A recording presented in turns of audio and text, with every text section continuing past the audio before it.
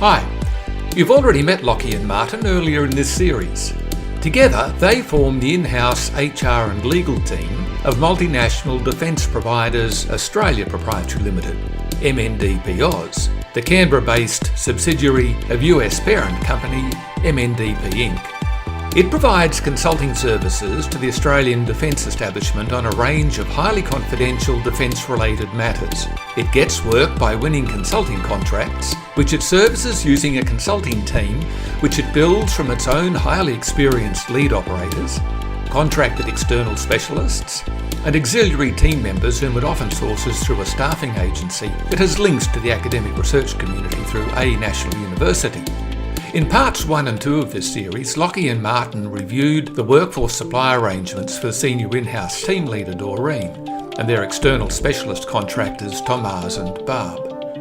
Now Lachie and Martin are back for the final stage of the workforce review, which they've been conducting ahead of the start date for the Australian Capital Territory's new labour hire licensing scheme on 27 November 2021. They've reached the stage where they have to examine the arrangements relating to the auxiliary consulting team members whom they source through a staffing agency, Commodity Labour Solutions, CLS. MNDP Inc. has recently signed up to a responsible procurement charter, and their CEO has asked Lachie and Martin to pay especially close attention to their workforce services procurement arrangements. Once again, they'll be using their 4-step process for examining arrangements of interest. Lachie and Martin have therefore asked Commodity Labour Solutions to provide copies of their current ACT Employment Agent's licence and their labour hire licence. CLS don't have either of those, so Lachie and Martin have issued a Please Explain. They've also done a bit of digging. Here's what they've learned. CLS operates out of Queanbeyan in New South Wales. That's about a 20-minute drive from the centre of Canberra. They relocated to Queanbeyan when their employment agent's licence was cancelled in 2019 because one of their former directors was no longer considered to be a fit and proper person. It seemed a good move at the time because New South Wales didn't and still doesn't have any licensing requirements. They were told that they could conduct all their business from Queanbeyan without an Australian Capital Territory employment agent's licence because there was some doubt about whether the ACT's Legislative Assembly, unlike the state parliaments, could pass legislation that operated outside the borders of the Australian Capital Territory. So CLS sought out a Canberra-based payroll company, PAYROCK, that agreed to employ and pay the temps whom CLS supplied to its Canberra-based clients. That arrangement seemed to work pretty well because CLS thought it absolved them of all their employer responsibilities. There were some murmurs about whether PAYROCK could obtain valid workers' compensation insurance in the ACT for the CLS workers if it wasn't their true employer, but neither CLS nor PAYROCK have worried too much about that. They've had advice from the legal firm of Messrs Grabbit and Run that the employment contract that PAYROCK has with the CLS temps is pretty clear. It says, despite all appearances to the contrary, you hereby acknowledge, agree and affirm that you are an employee of PAYROCK and not of CLS. Further and moreover, you agree that you will never ever claim that CLS is your true employer. Well, CLS is pretty happy with that because they think that when they place their temps with PAYROCK and arrange for them to be supplied to MNDP Oz, they're acting only as a sourcing intermediary and don't need a labour hire licence. Lachie and Martin are not so sure. They've asked CLS for more information about how the temps get to PAYROCK in the first place, and then how they get to MNDP Oz, because MNDP Oz doesn't have any relationship with PAYROCK and certainly haven't asked PAYROCK to supply them with temps. After some prodding, here's what they've discovered. When MNDP Oz makes a services request, CLS approaches contacts that it has and gets likely candidates to come in for interview. If the candidates look okay, CLS places them on their temp register. They explain that this means that the candidates are eligible for placement with host hire clients on assignments.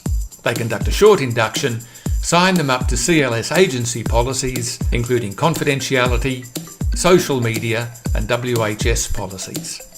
Once the candidates are signed up to confidentiality and other agency policies, CLS discloses the name of the client, the nature of the work, working times and conditions, and agrees a pay rate with them. If the candidates are happy with all that, CLS tells them they can have the job, provided that they agree to sign a contract with PAYROCK, who will go on record as their employer. CLS promises the temps that this arrangement works and that they'll get paid for the work they perform.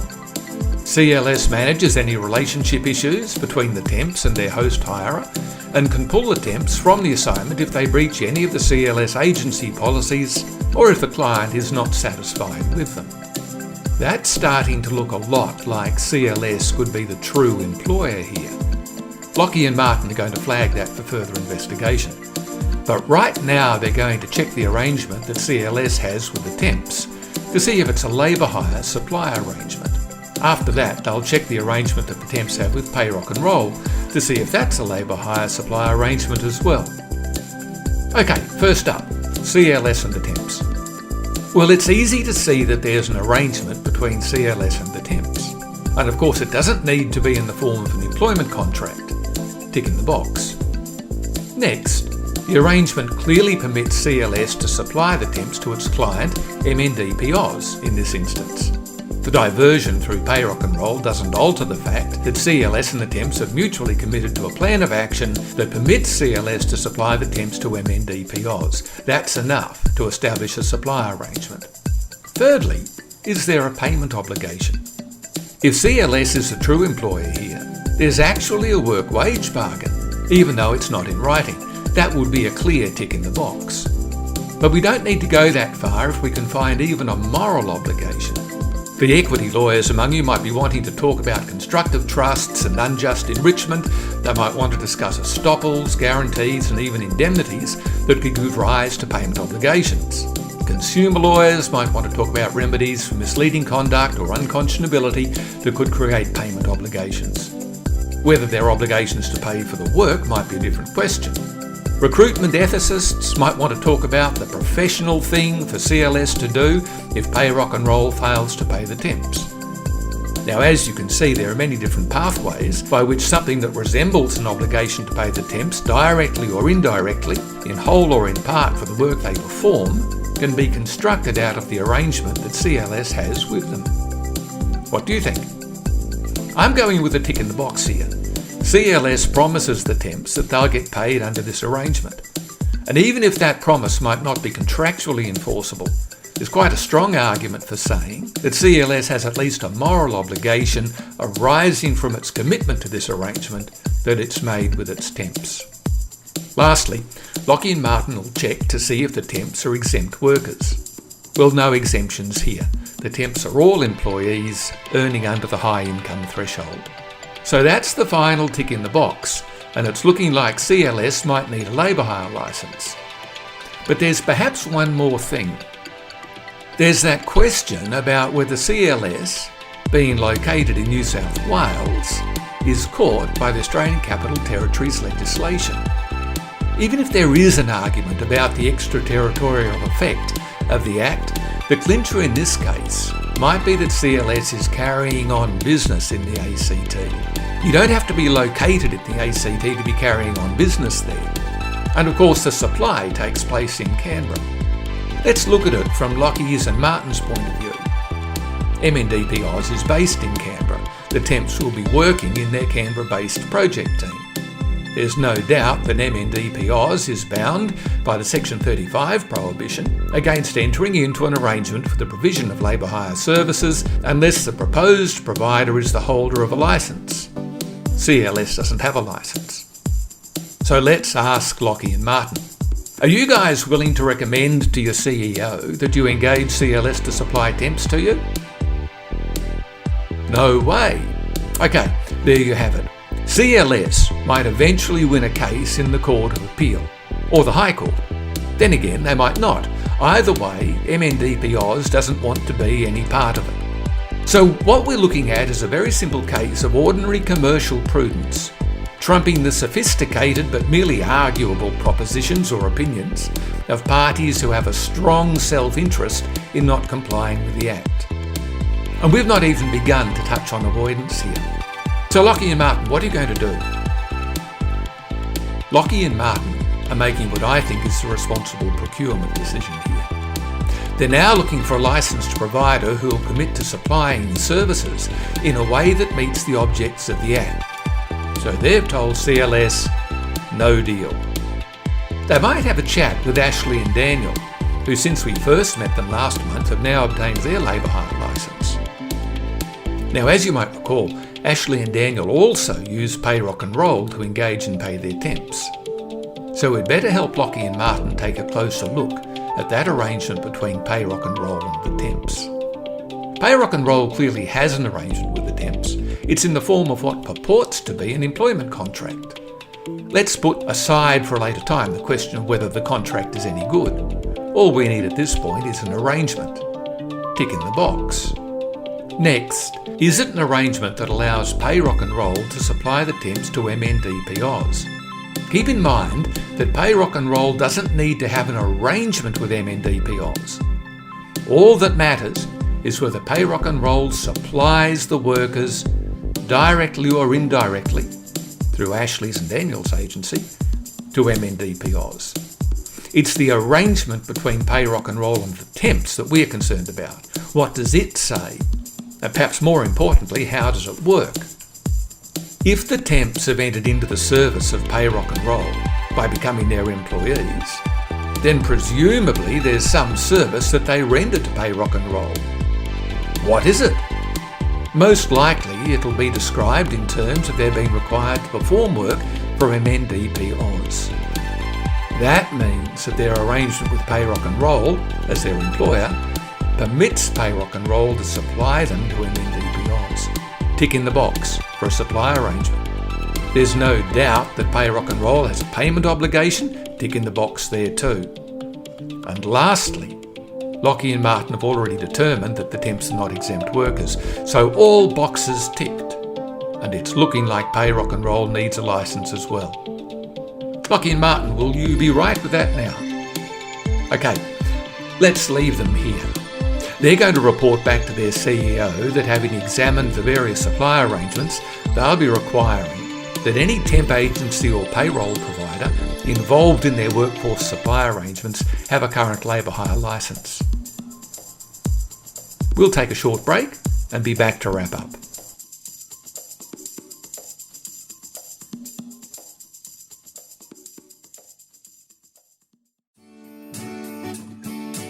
Hello, I'm Andrew Wood, Workforce Governance Principal with WorkAccord. I want to acknowledge and thank Ian Lindgren of Pay Me Group for contributing this scenario with fictional characters Lachie and Martin. Over the last few weeks, it's allowed us to test the rules and methodology that we've been developing to evaluate labour hire supply arrangements in the Australian Capital Territory. In this exercise, we applied that methodology to an arrangement for the supply of consulting services under the ACT scheme that's due to start on the 27th of November 2021. Perhaps you wouldn't expect such an arrangement to raise any labour hire licensing issues. On the face of it, it does seem like a fairly ordinary transaction for the supply of consulting services, and mostly it is. But you'll have noticed that in this application, it's enabled us to test for arrangements involving in-house staff, external specialist contracted staff, and auxiliary temp members provided through temping agencies and supported by employer of record payroll services. All those different arrangements carry the potential to require labour hire licensing given the right circumstances. Some of the key learnings that we've been able to take from this process include the following.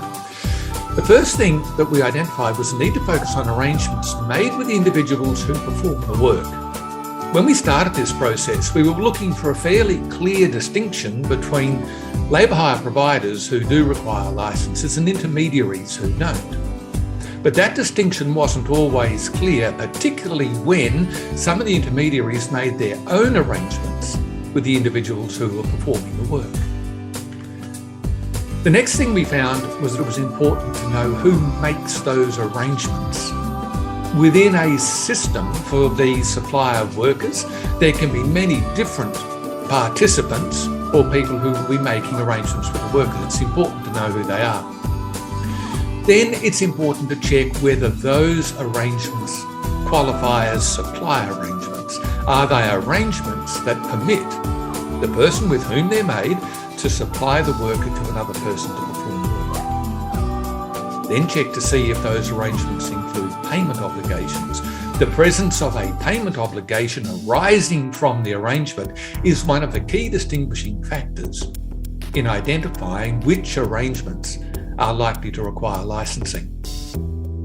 And then we discovered it was important to check whether or not the workers were exempt under the various regulatory exemptions and the administrative declarations that are made with respect to exempt workers. If one has a look at WorkSafe ACT's instructions for requirements to apply for labour hire licensing, its brief questionnaire, you can see a number of issues that they touch upon there. But a substantial number of them relate to the exempted worker provisions. So do you only supply high income employees? Do you only supply employees within a group that operates within its own internal system? Do you only supply workers on a secondment basis? Are you a small corporation, an incorporated worker, in other words, who only supplies a single person who participates in the management of their corporation? So it's important to keep in mind what the worker exemptions are and to be aware that all of the states and territories differ on the scope of the exemptions. Now, the other thing that was important is that it's necessary to examine all of the arrangements within your supply system. Don't simply focus on the arrangements that you might have with an individual worker, because you don't want to be involved in a system where there may be elements of unlicensed dealings. What we discovered was that it was helpful to distinguish between the system and the individual arrangements that exist within that system. And the best way to map it was to place the worker at the centre. So the system then includes the entire system within which arrangements with the worker might exist. And some of those arrangements, as we discovered, could include arrangements between the worker and their own company, if they're an incorporated worker, arrangements between the worker and a temp agency, between the worker and a payroll provider, even between the worker and a host hirer, if there are arrangements that permit on supply. And in the Victorian jurisdiction, it's also important to take into account arrangements that might be made with a contractor services management provider and also with an accommodation provider who might be recruiting the workers. Once you have the worker at the centre of that arrangement, it becomes possible to get a 360-degree view of the entire system. And then you can begin to identify the various points at which licences may be required to ensure that you're not participating or being involved in a system that contains elements of unlicensed transactions. Well, at this point, we'd love to get your feedback. If you found the video series helpful, please give it a like, add a comment, or subscribe to our channel. You can also contact us through our website, www.workaccord.com.au. We're always happy to discuss recruitment and workforce topics with you, and we greatly appreciate your business. Let's talk again soon.